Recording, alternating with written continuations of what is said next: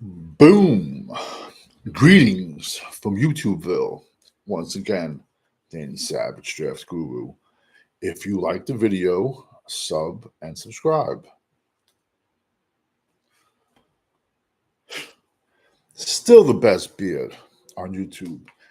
I was saving this video for tomorrow, but I got a burst of energy and I figured I want to just knock this out now.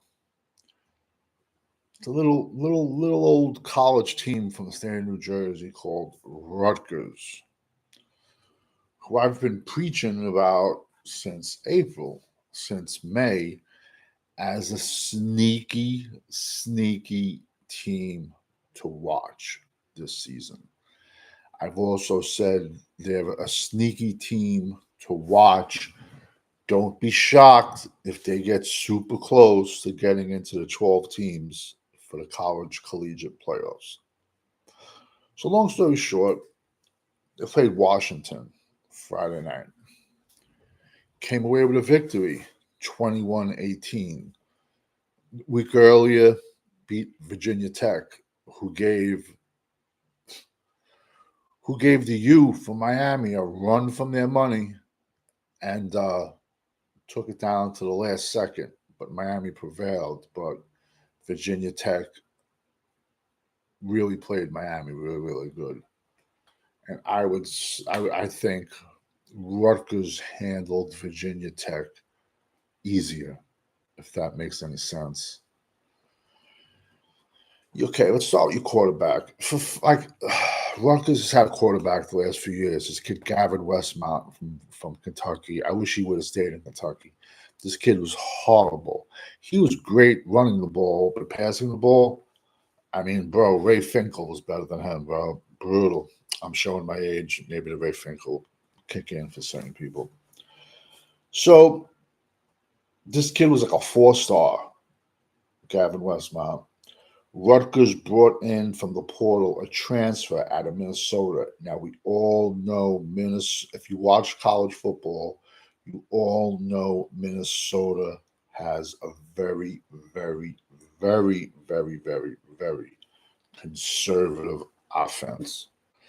And I'm going to butcher this kid's name, but I really feel bad for this kid when he was in kindergarten and had to write his last name, pronounce it. Alan Calamantis from Minnesota. He's a transfer. He transferred in before spring ball, and during spring ball, he beat out Gavin Westmont, who automatically jumped in the portal, and he went back to his home state of Kentucky. And honestly, nobody was sad to see him leave. Kid just sucked. So Friday night against Washington, Washington's a member of the Big Ten now. He went 14 to 24 for 115 yards with a touchdown. In the last couple of years, Rutgers quarterbacks throwing touchdowns or Rutgers having a passing game legitimately, it just hasn't been there. Rutgers quarterbacks have been horrible for the last few years. Then Rutgers got a kid, running back, named Kyle Monangai. I have said his name since the draft ended in April. The day after the draft, I brought this kid up as one of my top 5 running backs. He might be 6 or 7. He's in the top 10. He might even be in the top 5 if we all go. We'll see how it goes at the end of the year. And then I give my final rankings. And find me anybody. Wait, I don't even know if I did this. I don't even know if I did the beard part. I'm not sure. Still the best beard on YouTube. I'm not sure. Find me anybody that was talking Kyle Monangai a day after the draft ended in April. I watched this kid play in high school.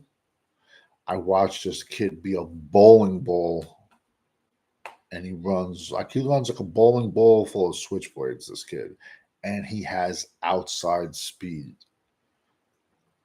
He went for 25 carries, 131 yards, 132 yards, and a touchdown. Then Brown came off the bench, 5 carries, 44 yards with a touchdown. I've done videos. This is probably my third video where I've mentioned Rutgers left tackle Pierce Holland, 6'8", 350, former walk-on. Am I saying this kid's going to be a first-round pick? I ain't saying that. As of now, I think he's a right tackle in the NFL. He reminds me of Anthony Davis, ironically, another Rutgers offensive tackle who got drafted in the first round a few years ago by the San Francisco 49ers. Played right tackle, I believe, and he didn't play that long, and he just decided to quit. I mean, but he still played like 6, 7, 8 years, and he decided to quit. And he was a solid tackle in the NFL. Defensively, Rutgers is playing Tyrone Powell. He had 3 tackles. Now, it's a little concerned that they're playing him, considering he had an Achilles tendon injury in like fall ball, like winter conditioning practices. He either had, some places called it a full tear, which if it was a full tear, he wouldn't be on the field right now. Some people called it a partial tear. Some people called it, but long story short, he had like a partial tear of his Achilles.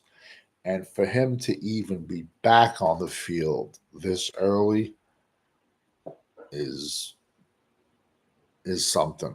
Will he come back for another year? I'm not sure. It all depends, how his leg feels. If he feels he didn't play up to his athletic ability, that's what it comes down to. And if he has the time, why not stay get your NIL money, hang out with the cheerleaders. You know what I'm saying? So Rutgers is 4-0. They got Nebraska, which, not really that impressive to me. They got Wisconsin that's having a coaching change. Now all of a sudden, Russell Wilson is going to be Wisconsin's coach, they're saying. I don't know if it's going to happen mid-season or it's going to happen next year, but I can see a mass exodus of Wisconsin players jumping in the portal and getting out, especially when you have an NFL quarterback with 0 coaching going to Wisconsin.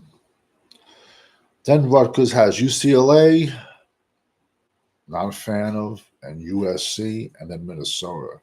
And I don't know if who remembers early videos when I said UCLA and USC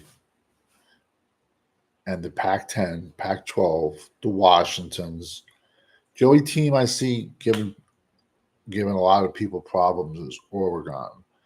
But I said it last year, actually the last few months, these teams are going to have a rude awakening because they're going to have to recruit different players. Big Ten is run first, pass second. They're going to have to recruit players that have never seen snow before in their life. They're going to have to recruit players that are used to playing in late November, early December in windy, nasty, horrible conditions with snow on the ground, not 80 degrees out on the West Coast. But with the transfer portal, that will make it more, the transition, let's say, a little bit quicker. But I said all All them colleges from the West Coast, there's going to be growing pains. And ironically, there is. But once again, what do I know? So Rutgers, tiny little football school in New Jersey, yet puts out players. I will put, I will put, I'll put four high schools from New Jersey up against any high school in the United States. For a small state, you have to realize New Jersey is a small state, but they recruit also from New York and Connecticut, especially the northern schools. So they also are recruiting from three states. Uh, IMG, which is considered the number one high school in the United States, they have two teams. They're from Florida. They have a team that just plays Florida high schools. Then they have another team that travels throughout the United States, and they play a different school every week. They played a New Jersey high school, Bergen Catholic. I think it was maybe the first week of the season, and it was a tough game. But Bergen Catholic lost 28-14 to a team that recruits worldwide. Let me repeat that again. Worldwide. It's ironic that uh, IMG is even considered a high school. Basically, it's a football factory. Uh, they get up at 6 a.m., they do their practices, they do their classes are pretty much on iPads. Everything is virtual. So I honestly don't know even how people consider that uh, a high school, but it is what it is. But what I'm trying to say is I'll put the talent, and I've said it before and I've said it again, and this has been said for the last 50 years. If New Jersey could just keep all its talent home every single season,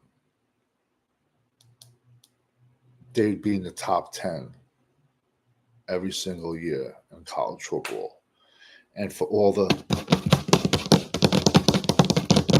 the statistics, all the stat guys that never played football, all they do is know stats. All they got to do is jump on the computer and see the talent that has come out of New Jersey in the last 40 to 50 years. And imagine if you could have kept all of that talent home. But this video was about Rutgers, little old tiny college, and who's laughing now? We all know when you're rocking with the GWO, it's for life. Over and out, people. Tomorrow, we're going to be also doing more college rises later.